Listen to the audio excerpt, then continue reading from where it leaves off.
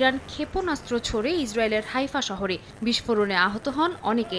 একই দিন ইরানের রাষ্ট্রীয় টেলিভিশনে ইসরায়েলের উদ্দেশ্যে দেশটির রেভলিউশনারি গার্ড কর্পসের একটি ক্ষেপণাস্ত্র উৎক্ষেপণের ভিডিও প্রকাশ করা হয়। তেল আবিবের কাছে অবস্থিত ওয়েজম্যান ইনস্টিটিউট সহ একাধিক স্থাপনায় বিস্ফোরণ ঘটায় ইরানি ক্ষেপণাস্ত্র।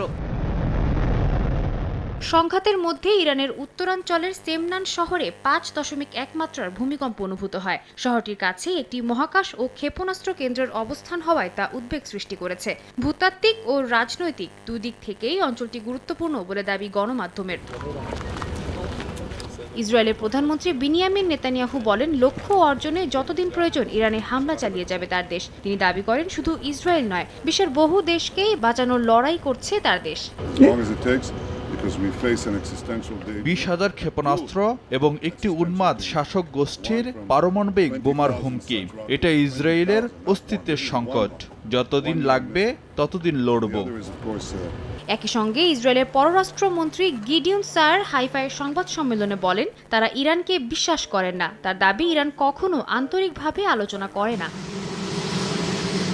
এদিকে মার্কিন প্রেসিডেন্ট ডোনাল্ড ট্রাম্প বলেছেন, যুদ্ধে ইসরায়েল এগিয়ে থাকায় তাদের উপর হামলা বন্ধে চাপ প্রয়োগ করা অনুচিত। তিনি বলেন, ইসরায়েল ভালো করছে, যুদ্ধে এগিয়ে আছে, তবে ইরান ততটা ভালো করছে না বলে মন্তব্য করেন তিনি।